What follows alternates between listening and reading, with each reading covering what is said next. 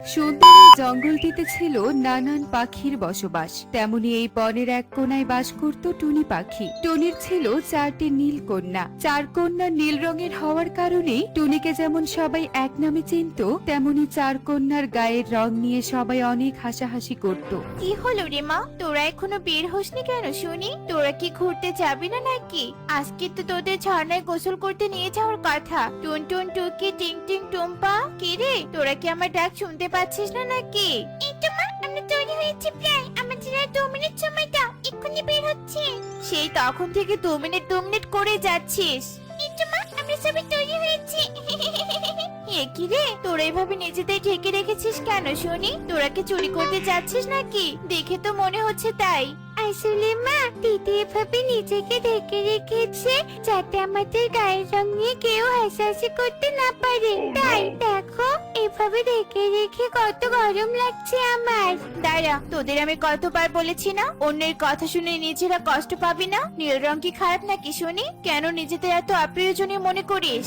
আমাদের এই পাখিরা কত হাসাহাসি করে মা, আমার অনেক কষ্ট হয়, তাই তো এইভাবে নিজেদেরকে ঢেকে রেখেছি।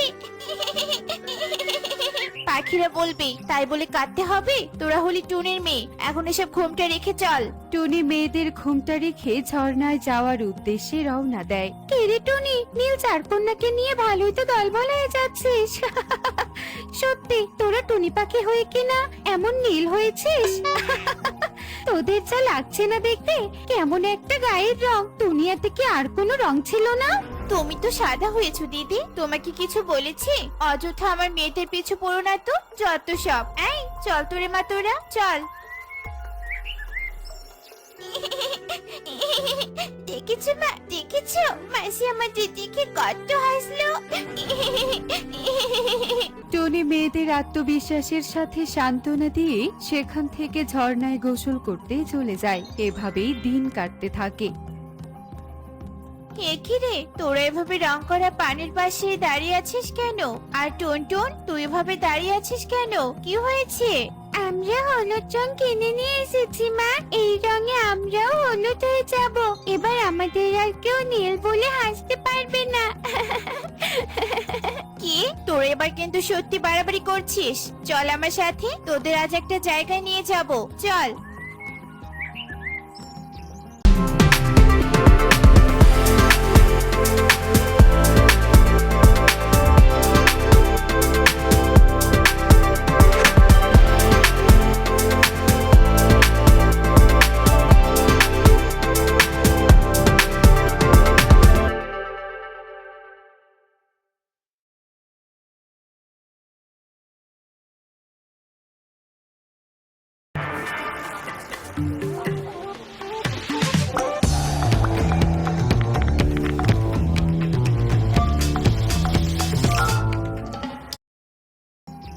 টুনি মেয়েদের নিয়ে একটা বড় লাইব্রেরিতে যায়। সেখানে অনেক বড় বড় বইয়ের তাক ছিল, যা দেখে ছানারা অবাক হয়ে যায়। আয়, তোদের আজকে আমি একটা গল্প শোনাবো, কুহুর আত্মবিশ্বাসের গল্প। এই কুহুটা পেকে মা, কুহুকে তো আমরা চিনি না। এবার চিনবি, তবে শোন। এ বহু বছর আগের কথা। মোহনপুর জঙ্গলের এক ছোট্ট ছানা কুহুকে ঘিরে। সেই ছানাটি ছিল সবার থেকে আলাদা। অন্যদের উড়ার মতো ডানা থাকলেও কুহু সবার মতো উড়তে পারতো না।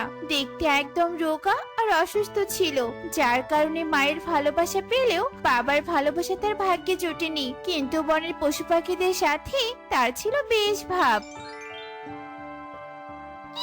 দেখো দেখো দেখো এদের বন্ধু, আমি কত দূরে লাফিয়ে লাফিয়ে চলতে পারি। আমিও লাফাতে পারি বন্ধু, দেখবে তুমি। এই দেখো।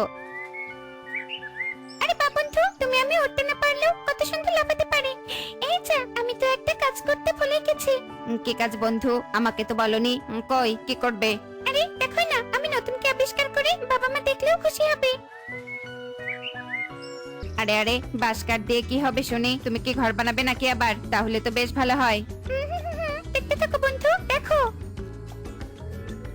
মই বানিয়েছো? আরে বাহ, এবার তো বেশ ভালো হবে। এই মই দিয়ে তুমি তোমার ঘরে এবার যেতে পারবে। ঠিক বলেছো বন্ধু, এবার আর আমাকে বাবা মায়ের জন্য অপেক্ষা করতে হবে না, আমি একাই নিজের ঘরে যেতে পারবো। কি কাকুলি, আমাদের বাড়ির সামনে মই কি করছে? আর ঘরের দরজা খোলা কেন?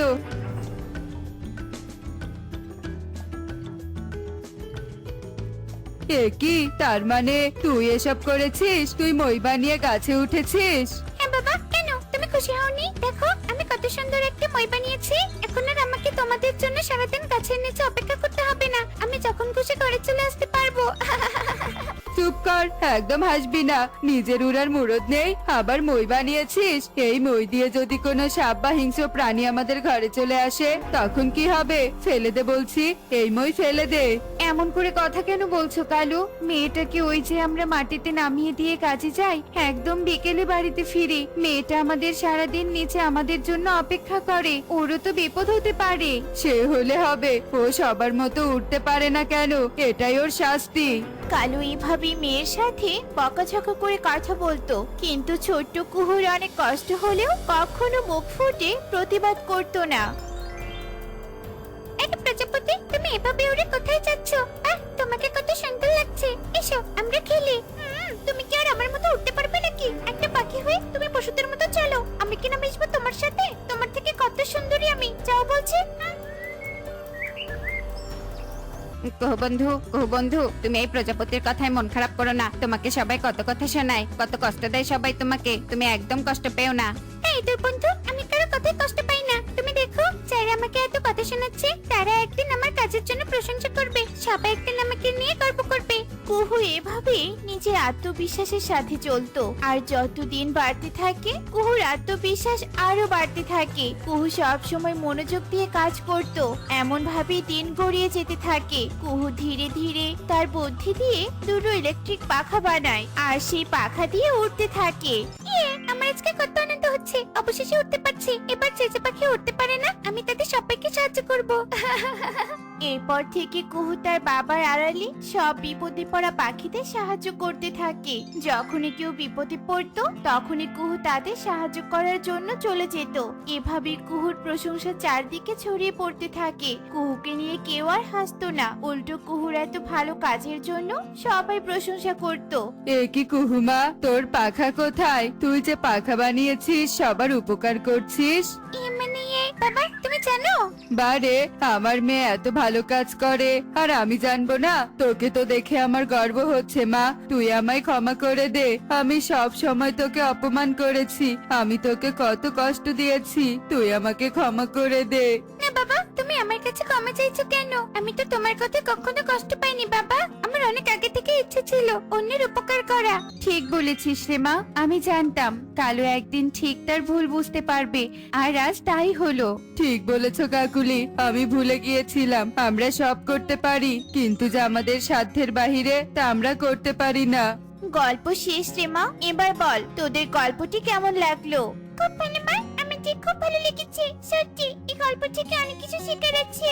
আমাদের কখনো ভেঙে পড়া উচিত নয়, বরং আমাদের অন্যের কথায় কান না দিয়ে জীবনে এগিয়ে যাওয়া উচিত। তাহলে আমরা উন্নতি করতে পারবো। ঠিকই বলেছিস দিদি, এখন থেকে আমরা আর কারো কথায় কষ্ট পাবো না। অন্যের হাসি তামাশা দেখে নিজেদের ছোট মনে করবো না।